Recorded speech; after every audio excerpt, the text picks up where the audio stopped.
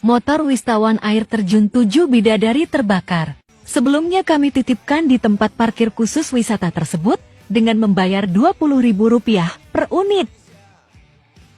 Alasan terbakar motor berdasarkan pengakuan pihak parkir adalah karena konslet mesin. Logiskah? Salam Pancasila dan salam penegakan hukum. Teman-teman di Aceh kirim video. Mereka kan suka pergi piknik. Suatu hari mereka pergi piknik nih, naik ke gunung, ke air terjun. Mandilah mereka di sana. Setelah motornya dititipi di tukang parkir, bayarnya Rp20.000. Mereka berenang, senang di sana karena udaranya bagus. Danaunya juga indah sekali di sana. Pulang-pulang dikagetkan dengan motor-motor mereka terbakar. Mintalah mereka tanggung jawab sama tukang parkirnya. Tukang parkirnya tidak mau tanggung jawab. Alasannya terbakarnya karena adanya konslet. Pertanyaan pada Rumah Pancasila, apakah secara hukum bisa dituntut? Poin pertama, bukan hanya tanggung jawab tukang parkir itu terhadap kehilangan motor, helm, dan lain sebagainya, tapi juga bertanggung jawab terhadap barang-barang yang dititipkan padanya. Dasar hukumnya di mana sih? Poin 2. Dasar hukumnya yang pertama adalah di dalam pasal 1706 KUH Perdata. Di sana ada perintah bahwa seseorang itu wajib untuk memelihara barang yang dititipkan padanya, seolah-olah barang tersebut adalah milik dirinya sendiri. Yang kedua, diatur di dalam pasal 1367 KUH Perdata.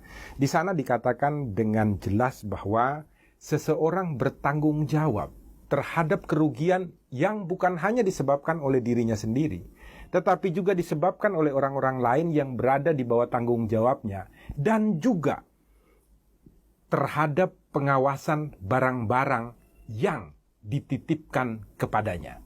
Itu pasal 1367. Oleh karena itu, apabila terjadi kerugian yang bukan disebabkan oleh force majeure. Nah, force majeure itu apa? Poin 3. Force majeure itu adalah sebuah keadaan yang sangat memaksa. Umpamanya, gunung meletus. Api dari gunung meletus itulah yang membakar motornya. Umpamanya, tiba-tiba banjir bandang. Banjir bandang itulah yang merusak motor-motornya, membawa motor-motornya. Atau tiba-tiba terjadi huru-hara, kemudian motor-motornya itu dibakar oleh mereka. Keadaan force majeure, maka orang yang merawat, mendapatkan titipan kendaraan tersebut tidak perlu ganti rugi. Tetapi, poin 4. Kalau ternyata ini adalah akibat konslet, atau akibat ada orang buang rokok, atau apapun yang terjadi di situ padahal barang ini dalam pengawasannya dan terbakar, maka dia tetap bertanggung jawab untuk mengganti kerugiannya. Hanya perkara ini bukan perkara pidana, jadi tidak bisa dilaporkan di polisi. Gugatan ke pengadilan pasti akan dikabulkan oleh hakim. Untuk apa? Memerintahkan dilakukan pembayaran terhadap motornya ini.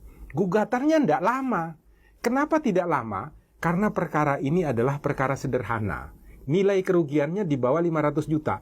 Gugat ke pengadilan, jangka waktunya hanya 25 hari. Gugatan sederhana. Dan tidak ada upaya kasasi.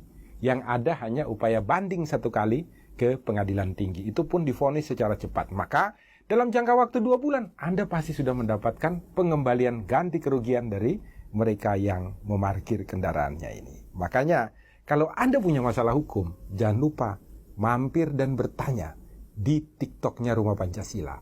Untuk lebih lengkapnya, penjelasannya Anda bisa nonton sepenuhnya. Di mana? Di YouTube-nya Rumah Pancasila. Mampir ke sana dong, subscribe juga di sana. Makanya jangan lupa buka mata, buka telinga, buka hati, selalu berbuat baik di Rumah Indonesia. Salam Pancasila, salam penegakan hukum.